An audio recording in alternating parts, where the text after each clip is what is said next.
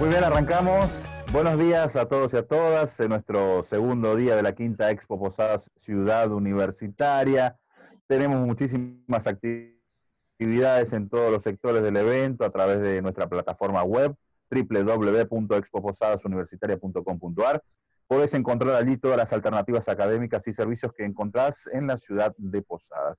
Como todos los años, la Expo presenta su agenda de charlas, conferencias, y hoy nos acompaña la licenciada en Psicología, diplomada en Salud Mental y Derechos Humanos, parte de la comisión directiva del Colegio de Profesionales de Psicología de la provincia de Misiones, docente universitaria y coordinadora general del Centro de Psicoterapia MDR Misiones. La charla en cuestión es Aprender en la universidad en contexto de emergencia sanitaria, un laboratorio de emociones, pensamientos y sensaciones. Sin más, sean todos bienvenidos y lo dejamos con la licenciada. Gracias. Hola, buenos días. Bueno,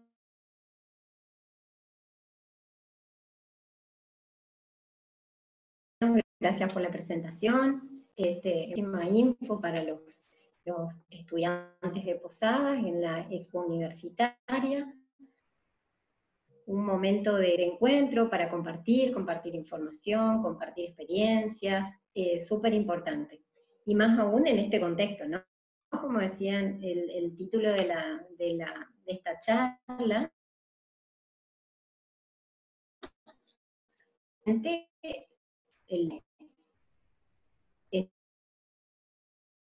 un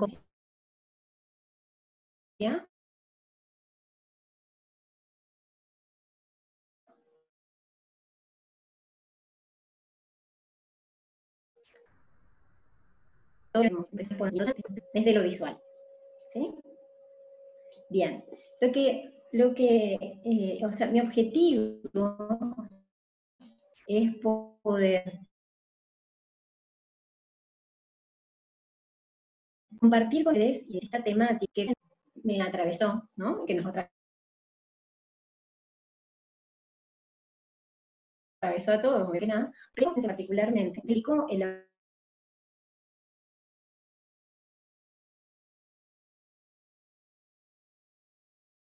aprendimos que íbamos sobre la marcha,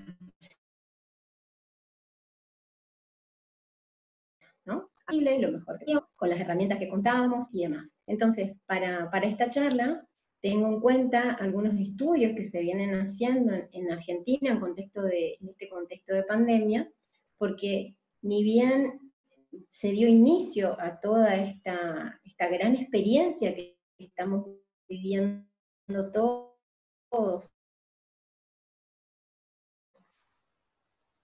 el mundo, a la par de eso, se fueron muchísimos espacios de elaboración, ¿no? Con respecto a lo que venimos viviendo. Y principalmente utilizando el método, entonces parte de esto, transmitiendo algunos estudios que se fueron haciendo de el impacto que esto viene produciendo en la población. Pero puntualmente vamos a ver lo que es el aprender en este contexto de emergencia, ¿sí? Entonces, empecemos por acá.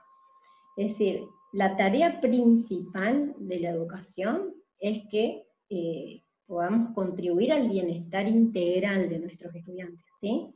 Pero esta actual emergencia sanitaria nos impuso, por ejemplo, la estrategia de la virtualidad, ¿no? Que es lo que estamos utilizando nosotros ahora, ¿no? Sumamente importante, y la verdad que en este caso nos permitió seguir conectados y seguir compartiendo la experiencia, por ejemplo, de la Expo Universitaria Posadas, ¿no?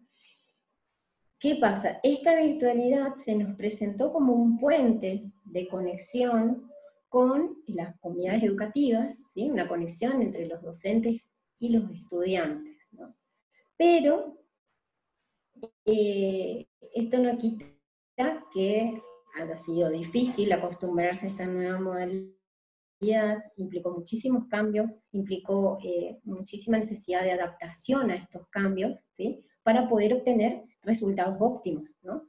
Esto nos encontró con un escenario totalmente desconocido, en el cual tuvimos que acomodarnos de la mejor manera posible, tanto docentes como estudiantes, para poder seguir adelante, ¿no? Seguir adelante con el año lectivo, seguir adelante con lo que ya se había planificado y demás. Pero yo voy a centrarme más en uno de los protagonistas de esta historia, que son los estudiantes, ¿sí? Bien, entonces, ¿qué tenemos? En la virtualidad que nos atraviesa, nos enfrentó con un desafío a los docentes, por ejemplo, que es el desafío de generar un clima en la virtualidad, un clima que sea positivo, es decir, que le dé al estudiante ganas de conectarse cuando hubiere una clase sincrónica, ¿no es cierto? Es decir, como esto que estamos teniendo acá, un espacio de intercambio con el estudiante para poder ir viendo cómo están, para poder explicar algún trabajo que se fue pidiendo que se realice, ¿sí? Y por eso me parecen muy significativas estas imágenes que fueron surgiendo también, ¿no? De decir la compu y el mate como uno ya conectado ahí. Esto en el mejor de los casos, ¿sí? Es decir, porque esto requirió también el llegar a esta imagen, como tenemos acá en la presentación, estas dos imágenes, ¿sí? Requirió de muchísimas transformaciones, que por ahí nosotros no estamos siendo conscientes porque las estamos atravesando. Probablemente cuando finalice el año o el año que viene tengamos como otra mirada acerca de esto que estamos atravesando, pero ahora estamos metidos en el problema, si se quiere, ¿no? O metidos en la situación. Entonces, la vamos viviendo día a día y hay ciertas cosas que por ahí no las llegamos a interpretar o no las llegamos a ver de la manera que la vamos a ver cuando esto pase y sea como una experiencia para contar, ¿sí? Entonces, esto nos requiere a todos transformaciones profundas, ¿sí? Por ejemplo, en el caso de los docentes, la transformación profunda estaría en que puedan contemplar la importancia de las emociones, de todo lo que genera en el estudiante, que tanto en el que tiene la posibilidad de acceder a la virtualidad, en el mejor de los casos, que ahora vamos a ir viendo, pero también están, y que son una gran mayoría, quienes no pueden acceder a esto, ¿sí? Hay muchos que se han quedado por fuera de esta posibilidad, y eso también nos enfrenta con el desafío de decir, ¿cómo hacemos para que esto sea equitativo? ¿Sí? Para que esto pueda ser vivenciado de una manera tal en la que el estudiante se sienta acompañado, ¿sí? Con todo lo que viene pasando, ¿no? Porque por ahí lo que nosotros no estamos percibiendo es que esto que estamos atravesando significa para nosotros, o significan pequeños duelos, ¿sí? Nosotros como que vamos perdiendo cosas a las cuales estábamos habituados, el espacio físico, el compartir con amigos, que eso lo vamos a ver ahora, ¿no? Y eso genera todo un impacto en nuestra salud integral y, por supuesto, en nuestra salud emocional, ¿sí? Entonces, esto va a requerir de una transformación, como decía, ¿no? Profunda, que contemple todo lo que genera este gran cambio, ¿no? Es decir, y generar un espacio donde nos sintamos que tenemos al otro cerca, que el otro nos está entendiendo, que el otro nos codifica, puede darse cuenta de lo que nos pasa. Eso es muy difícil en la virtualidad, ¿sí? Pero se vuelve difícil en el sentido de que nuestros sistemas nerviosos, ¿sí? Están diseñados para leer al otro sistema nervioso, pero teniéndolo enfrente, no mediante una pantalla, ¿sí? Entonces, esto también nos está generando a nivel de sistema nervioso un montón de consecuencias y respuestas para las cuales no estábamos tan habituados, ¿sí? Bien, entonces, ¿qué pasa? ¿Qué es algo de lo que yo también iba adelantando? Cuando nosotros utilizamos las plataformas digitales, o cuando esto se da inicio decimos, bueno, ¿cómo seguimos con esto, no? Y las plataformas digitales aparecen como una herramienta que nos permite la interacción, que nos va a permitir ir monitoreando, ir viendo los procesos de aprendizaje de manera en tiempo real, digamos, ¿sí? Van a surgir dos cuestiones. Una de ellas es el desarrollo y la implementación exitosa de cualquier solución digital. ¿Qué va a requerir? Esto nos va a requerir de un proceso que nos va a llevar muchísimos y grandes esfuerzos, ¿sí? Estas herramientas, también lo que yo les iba anticipando, estas herramientas digitales, difícilmente van a llegar a las poblaciones más vulnerables. ¿Qué quiere decir esto? Esta no está siendo una solución equitativa, ¿sí? Todo lo contrario, es muy desigual con respecto a las oportunidades, con lo que respecta al acceso a la tecnología, la conectividad, los recursos digitales. Es decir, no todos tienen un dispositivo digital en su casa. Hay familias que tienen un celular para compartir entre todos, y no necesariamente ese celular tiene la capacidad, la memoria, ¿no?, para poder procesar los datos de un trabajo práctico, es decir, poder bajar contenido, ver una clase online.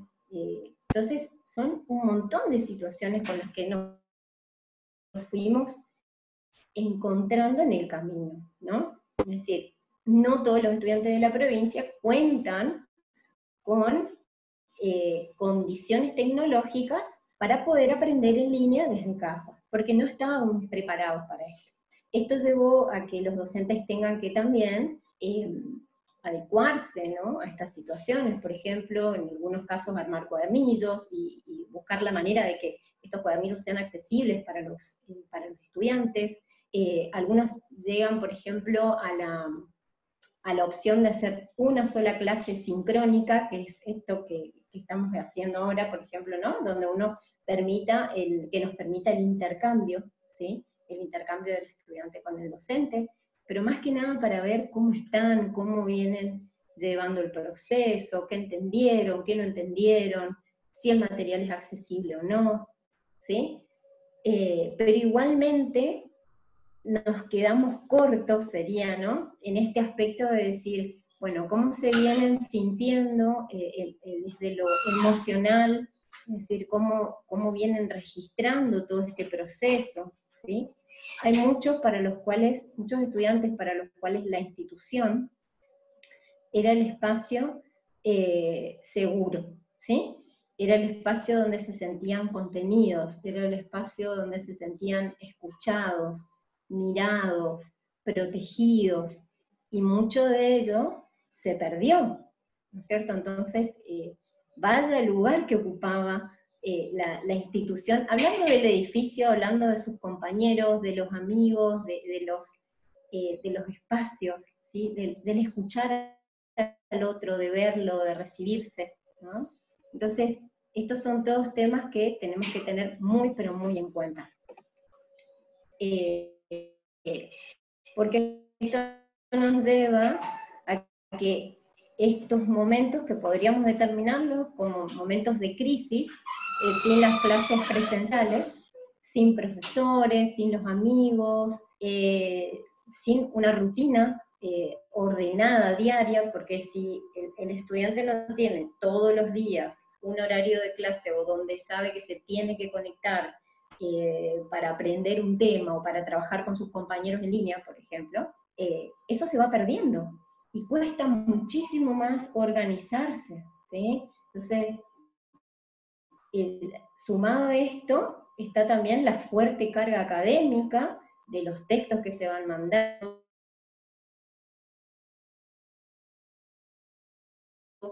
que yo no sé si los voy a poder descargarlos, bueno, que fueron llevando a que las preocupaciones se eleven exorbitantemente, ¿no? Y todo este nivel de preocupaciones elevadas, ¿qué hacen? Inciden en nuestra salud integral, ¿sí? Porque cuando hay un nivel elevado de preocupación, se activa el estrés, y cuando se activa el estrés, se activa se desencadena una hormona que se denomina cortisol, ¿sí? Y cuando este cortisol se eleva, por ejemplo, en el estrés, nosotros no tenemos tanta capacidad de memoria, nos cuesta prestar atención, es decir, hay como toda una serie de desencadenantes que se van dando frente a la preocupación que nos genera la situación que estamos viviendo. Como nombraba acá, ¿no? La falta de conexión a internet. Hay barrios, por ejemplo, acá en Posadas, donde la conexión es muy mala y cuesta muchísimo poder tener una clase sin que se esté cortando a cada rato, o que uno no le escucha al profe, o que el video, si uno tiene encendido el video, se vuelve más lenta la conexión, bueno, un montón de detalles, ¿no? Que no permiten que una clase, una charla fluya, ¿no? Otra cosa, las condiciones climáticas. Hay quienes no pueden dictar una clase, por ejemplo, o no pueden acceder a un espacio que ya esté predeterminado para una clase y demás, si las condiciones climáticas no lo permiten, es decir, si hay tormenta eléctrica, si se corta la luz, son todas cosas que no podemos controlar y que generan mucho estrés, ¿no? El no tener un dispositivo adecuado para conectarse a una clase, ¿no? Cuando de repente nos dijeron, bueno, vamos a hacer por Zoom, no teníamos ni idea de qué era el Zoom, o qué era el Google Meet, o qué era la Jitsi, y todas las plataformas, ¿no?, que fueron apareciendo como para poder sobrellevar esto, y que nos sirvieron muchísimo, porque de hecho nos permitieron este intercambio, por ejemplo, ¿no? Otra cosa es no disponer de un espacio. Hay quienes tienen, si son muchos quienes conviven en una casa, ¿no? También eso dificulta el tener un espacio para estudiar, o si yo me tengo que conectar y no tengo un espacio privado para poder estar conectado, eso también genera incomodidad, no me permite estar de una manera tranquila, conectado a mi clase o con mis compañeros, ¿sí? Y hay muchos estudiantes, por ejemplo, que tienen que asistir a lugares públicos, o irse a una estación de servicio, o irse a una plaza o algún lugar donde haya alguna conexión de Wi-Fi gratuita y abierta para poder estar en una clase. Es decir, esto nos llevó a múltiples desafíos, nos enfrentó con muchísimos desafíos diarios, pero también esto nos llevó a darnos cuenta de todo lo que somos capaces, ¿no? De nuestra capacidad de ir adaptándonos a todo esto que nos va atravesando día a día. Entonces, ¿quiénes son los grandes protagonistas en esta cuarentena? El estrés, la angustia, la frustración, la ansiedad, la desilusión, la impotencia, o la presión que sentimos, bueno, y todo esto, ¿no?, como dice ahí, se volvieron compañeros en esta etapa de cuarentena, y generan, por supuesto, muchos problemas de concentración, de falta de descanso en los estudiantes, ni hablar, ¿no?, el que tenía pensado su final de una etapa en la secundaria para proyectarse a la universidad, y ese proyecto se vio cortado, ¿no?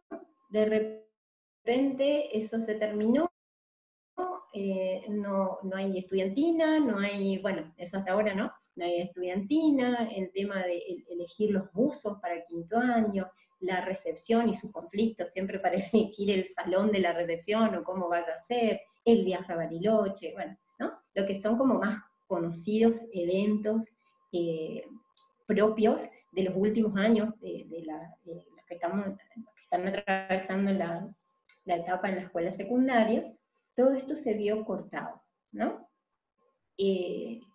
Con lo cual lleva a replantearse un montón de cosas, a decir, yo voy a poder seguir el año que viene, qué va a pasar, cómo voy a hacer, paso o no paso de año, bueno, ¿no? Por eso estos grandes temas acá, el estrés, la angustia, la frustración, la ansiedad, son como palabras ya de por sí que parecen pesadas, ¿no? También imagínense esas palabras, vivirlas, ¿no? Sentirlas en el cuerpo, sentirlas en lo cotidiano. Bien, entonces, yo hoy les comentaba al principio que se hicieron varios estudios, encuestas de tipo virtuales, a la población adolescente, joven y adulta sobre cómo viene atravesando esta primera etapa, ¿no es cierto?, del año con la pandemia. Entonces, este estudio puntual, el que les voy a mostrar ahora, llegó a la conclusión de que la incertidumbre, el miedo y la angustia se nombran como los sentimientos más predominantes generados en esta etapa, en esta pandemia, ¿sí? Fíjense, incertidumbre, miedo y angustia. Entonces vamos a detenernos en cada uno de ellos, pero primero vamos a diferenciar sentimientos de emociones, porque si no es como que se pone todo en una misma bolsa, ¿no? Y se dice, se cree que las emociones, los sentimientos, los afectos son todo lo mismo, ¿no? Vamos a diferenciar uno de otro. Bien, ¿qué son las emociones? Vamos a hacerlo con un ejemplo.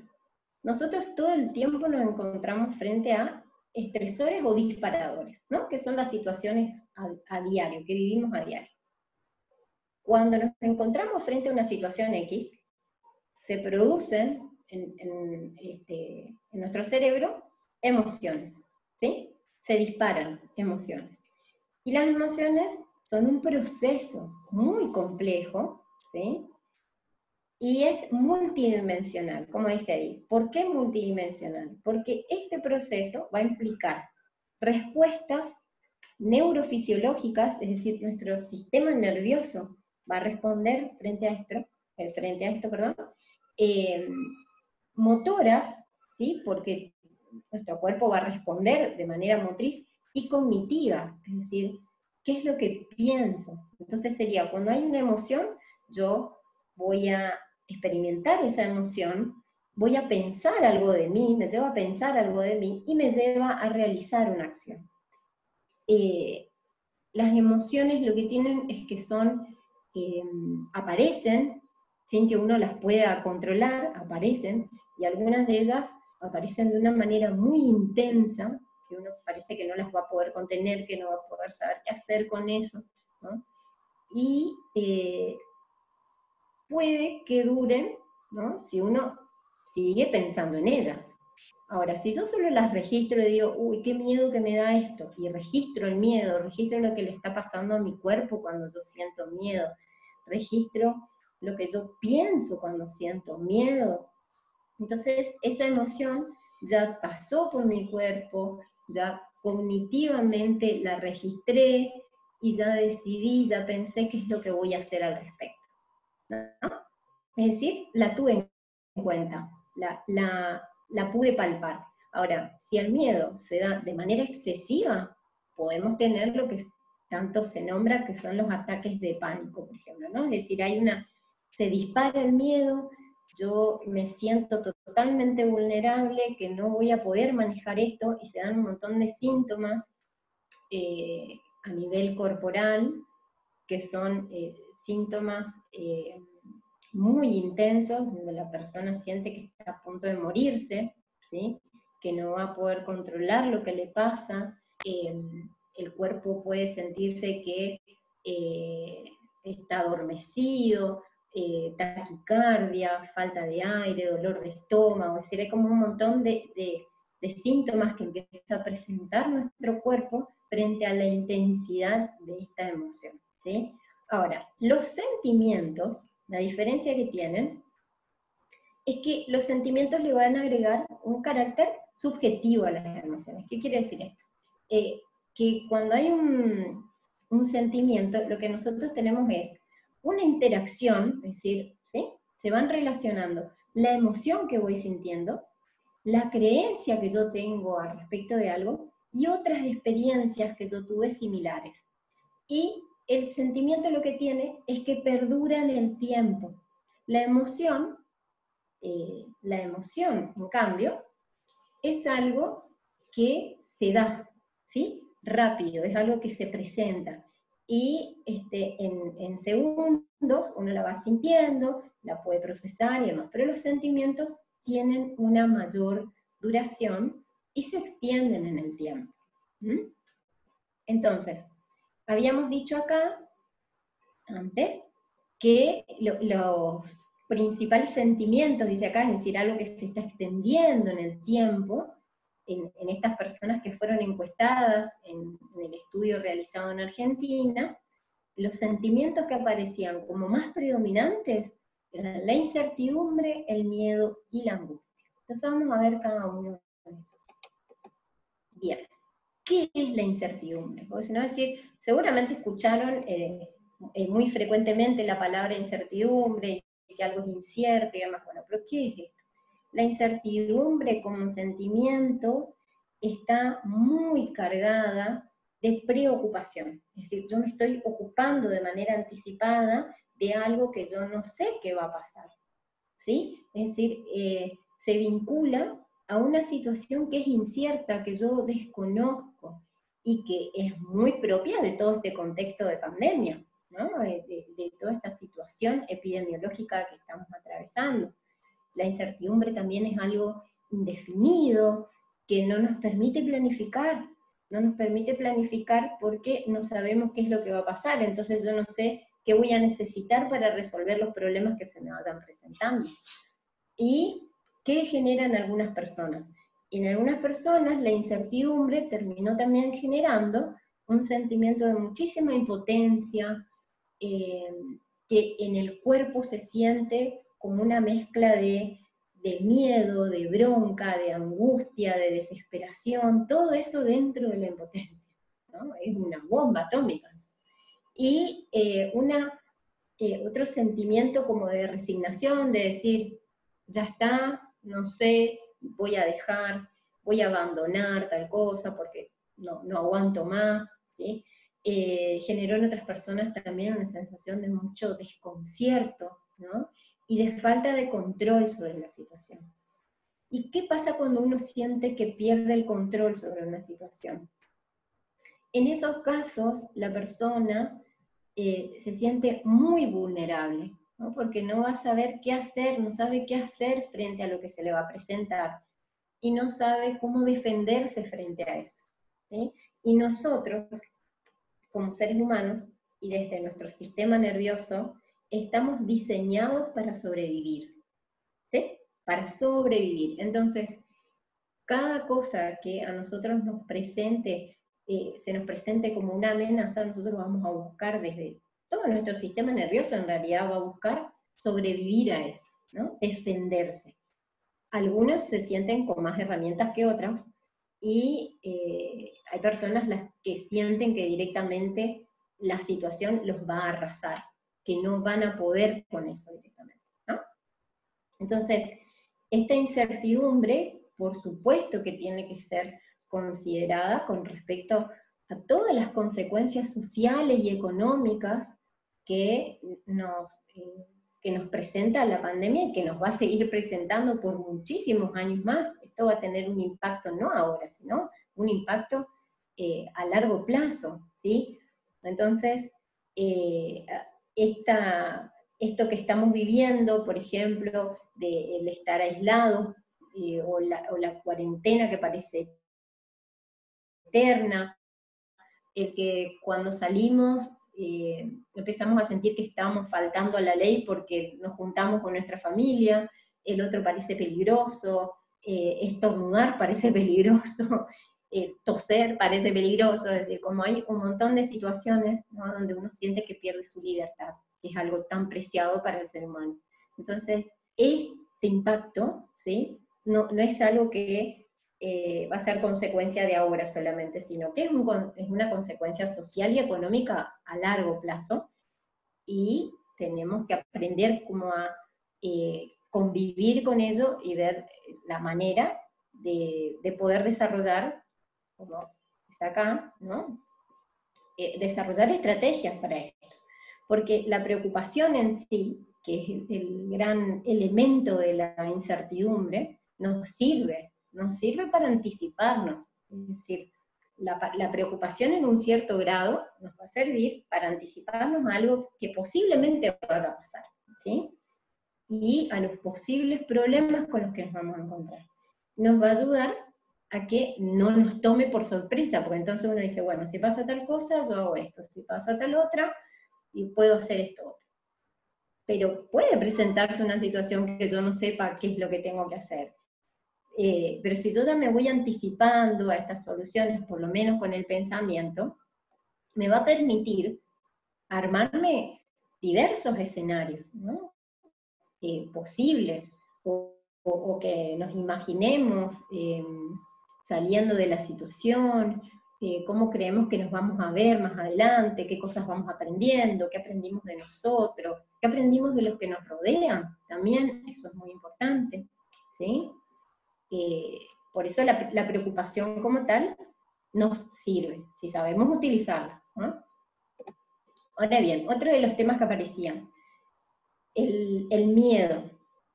¿Qué pasa? El miedo, cuando las personas que eran que estaban siendo parte de esta encuesta, cuando manifestaban el miedo, lo que aparecían eran expresiones ya sea de temor, de mucha ansiedad y de pánico, ¿no?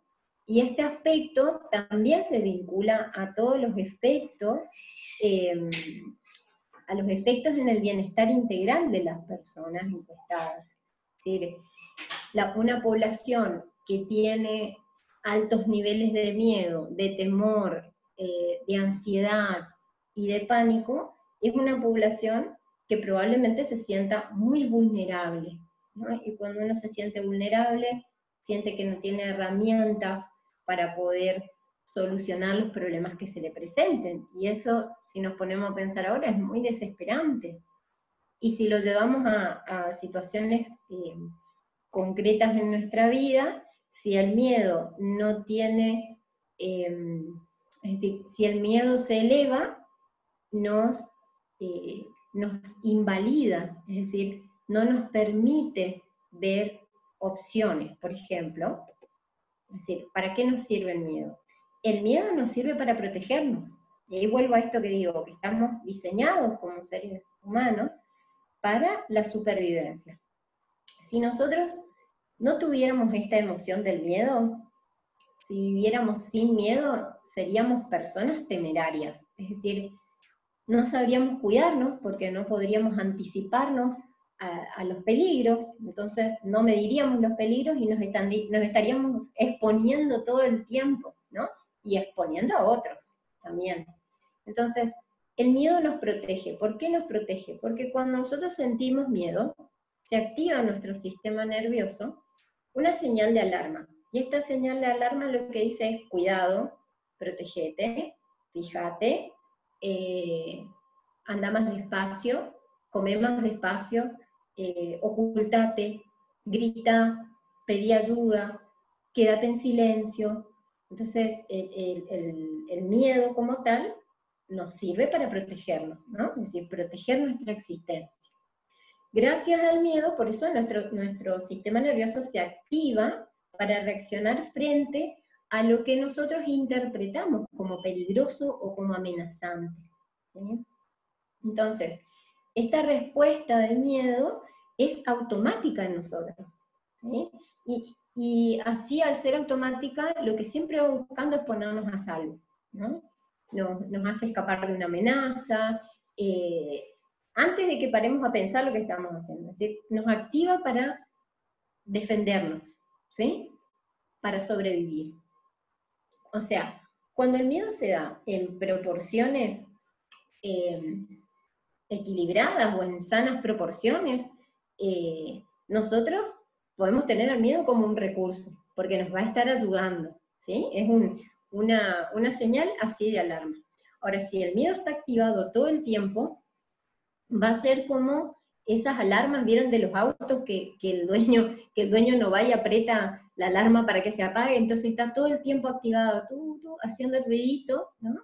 Y nuestro sistema nervioso no se relaja nunca.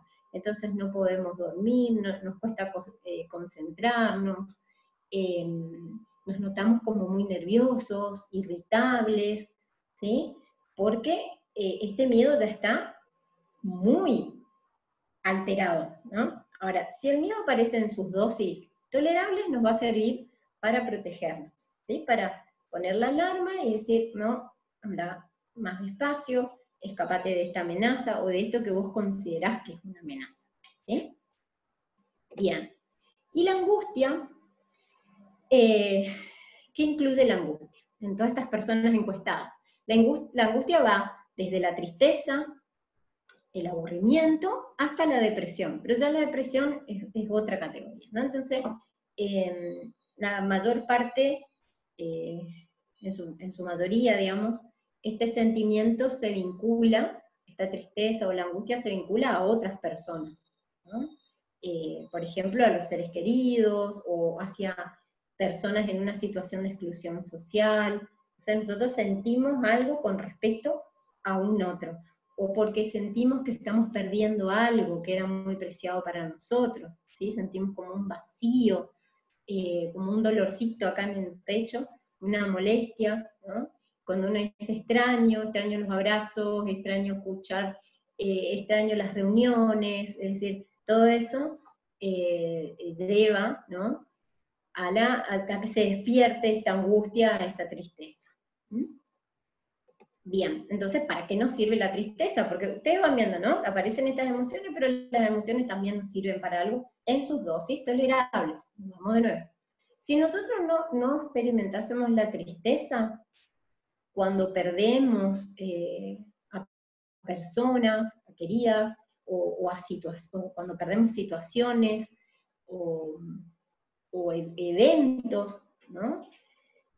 No tendríamos la capacidad de mantenernos apegados a la gente o a las cosas, ¿sí? Y nosotros, como seres humanos, también vinimos diseñados para funcionar como si se quiere, en manada, ¿sí? Cuando los animales van en manada se protegen, en cambio si van solos, quedan, ¿no?, a la buena de Dios de su depredador. Entonces, nosotros vinimos diseñados para funcionar también con otros. Entonces, la tristeza, aunque sea una emoción muy dolorosa y que parece que cuesta salir de ello, es importante para nuestro funcionamiento y la supervivencia de los individuos y de las comunidades, porque también nos permite darnos cuenta de la importancia de los otros, del estar con otros, del compartir, ¿sí? Y es una emoción que se puede autorregular, ¿sí? Si nosotros dejamos que ella fluya, es decir, sentir la tristeza, darme cuenta por qué siento esta tristeza, es decir, darme cuenta qué pienso cuando estoy triste, qué cosas hago, a quién recurro. El tema es que muchas veces la tristeza lleva a que uno se encuentre con que no tiene a quién recurrir, ¿no? Y cuando me encuentro con esto, empiezo a pensar cosas que no son agradables. Entonces, la capacidad de autorregulación estaría justamente en, si yo me doy cuenta y digo, no tengo quien me proteja, no tengo con quién compartir, y yo me quedo solamente en ese pensamiento, la tristeza va a seguir en un nivel bastante alto. En cambio, si yo digo, bueno, voy a buscar la manera de contarle a alguien lo que me pasa, de poder compartir lo que me pasa, sé que no es fácil, obviamente, pero bueno, para eso también están los espacios más de tipo profesionales, cuando uno siente, ¿no?, de ayuda profesional, cuando uno siente que ya no cuenta con alguien que le pueda dar esa ayuda, recurre a la ayuda profesional, que es en el caso de la depresión, por ejemplo, como yo decía antes, ¿no? Ahora, ¿qué pasa? Porque si no parece que todo es muy triste, muy pandémico todo, y como, bueno, ¿y dónde están las soluciones en esto, no? Hay estudios también que demuestran que las personas que tienen mejores estrategias de regulación emocional llevan mejor y con menos sintomatología todo este confinamiento y el aislamiento. Y también llevan mucho mejor lo que va a ser la vuelta a nuestra nueva normalidad, como se dice, ¿no? Entonces, para conseguir, dice este autor Berrocal, que para conseguir que esto vaya acompañado de un mayor bienestar, hay que hacer una prevención en salud emocional y sobre todo en los grupos identificados como más vulnerables. Es decir, hay que trabajar mucho estas cuestiones relacionadas con la salud emocional, con poder identificar lo que sentimos nosotros, con darnos cuenta hasta dónde podemos arreglárnosla solos y hasta dónde es necesario pedir ayuda para poder enfrentar lo que vamos sintiendo, ¿sí? Por eso quiero compartir con ustedes, como para ir finalizando, un recurso que se llama Ventana de la Tolerancia, que es un recurso para que ustedes puedan medirse en su ventana dónde están parados y ver qué estrategias usar para poder resolver lo que vamos sintiendo.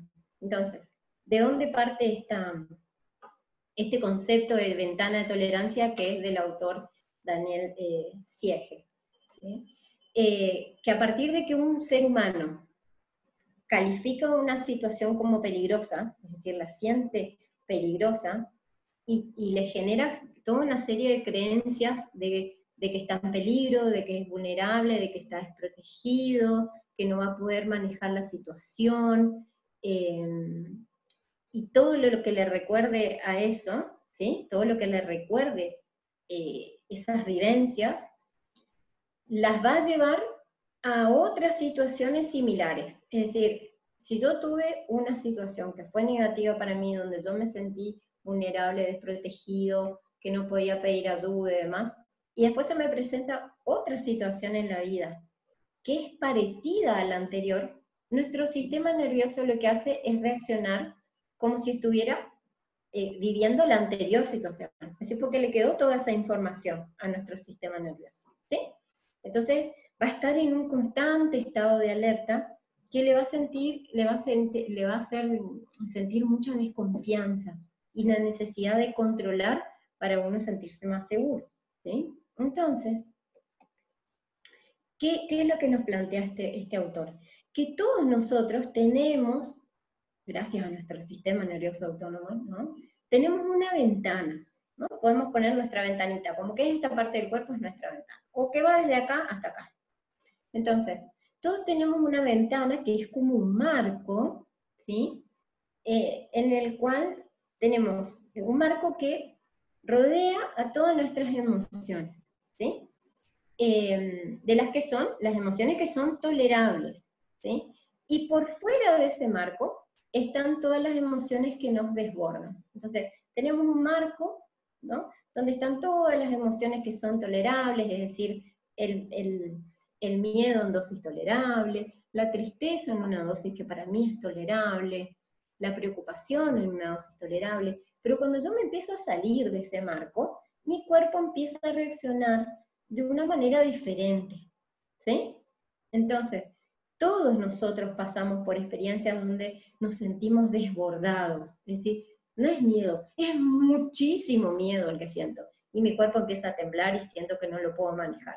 En cambio, cuando el miedo está en una dosis tolerable, uno siente, no sé, de repente un frío en la cara y, ay, qué miedo que me da tal cosa, y listo, y puedo volver a mi estado de tranquilidad, si se quiere, o donde yo siento que puedo controlar esto, ¿sí?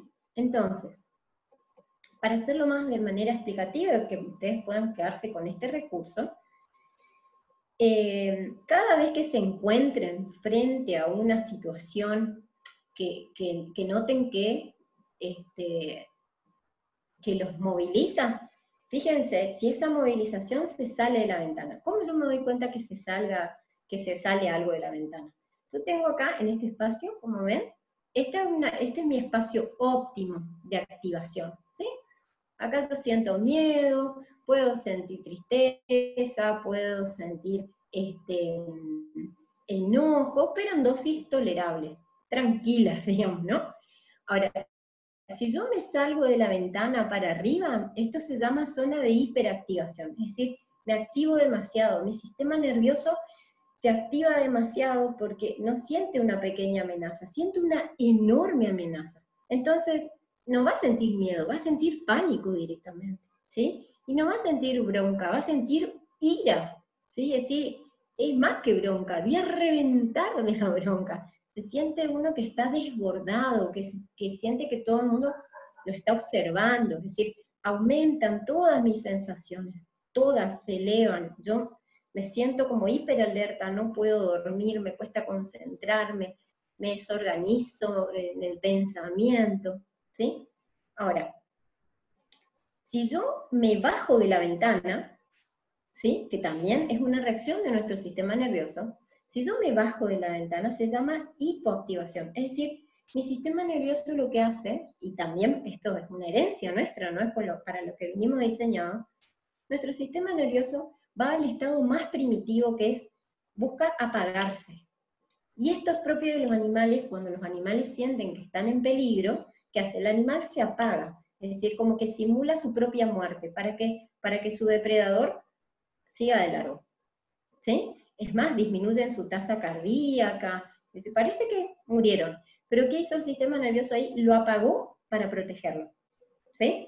Entonces, ¿qué pasa acá? La persona se siente anestesiada, desconectada, no es que está triste, directamente no puede registrar lo que le está pasando, se siente desconectada de la situación, ¿sí? Se siente congelado. Este es el caso, por ejemplo, de alguien que haya pasado por una situación de un robo o algo así, donde se queda congelado, ¿no? Se queda en silencio, no puede hablar, congelado total, ¿no? Eso hizo el sistema nervioso para protegerlo. Entonces, ¿cómo podemos hacer para que nuestra ventana de tolerancia sea la que esté regulándonos? Bueno, ¿qué podemos hacer? Nuestro cuerpo tiene la capacidad, como yo les decía, de autorregularse, ¿sí? Nuestro sistema nervioso puede autorregularse, pero le tenemos que enseñar. Cuando nuestro sistema nervioso viene como muy puesto, tiene el casco puesto y la armadura puesta todo el tiempo porque se siente que está amenazado todo el tiempo, le va a costar relajarse. Entonces, lo que nosotros podemos hacer es aprender a registrar lo que le va pasando a nuestro cuerpo, registrar las señales de nuestro sistema nervioso, ¿sí? Y esto lo podemos hacer muchísimo a través de los deportes, a través del yoga, por ejemplo, como tal, es una disciplina que ayuda muchísimo a equilibrar mente y cuerpo, la meditación, el compartir con otros, es decir, estas imágenes son hermosas, muchas de ellas en algunos lugares todavía no están permitidas, pero el salir a caminar, el compartir con otros, el tener un espacio para uno para poder pensar, pensarse, eso le ayuda a nuestro sistema nervioso a mantenerse en calma. Entonces, este sería como para finalizar, ¿no? Que frente a todo esto que nosotros estamos atravesando, es importante reconocer lo que vamos atravesando, las emociones por las que vamos pasando, y ser compasivos con nosotros, es decir, el permitirnos sentirnos como nos sintamos, y buscar ayuda, pedir ayuda si sentimos la necesidad de hacerlo. Cuesta muchas veces, pero es muy importante hacerlo, ¿sí? Así que bueno, espero que estos recursos hayan servido, agradezco mucho este espacio para poder intercambiar y compartir con ustedes la importancia de que ustedes se validen, de que reconozcan sus emociones y que puedan salir lo mejor posible de esta situación que estamos atravesando todos. Abrazos virtuales y muchas gracias.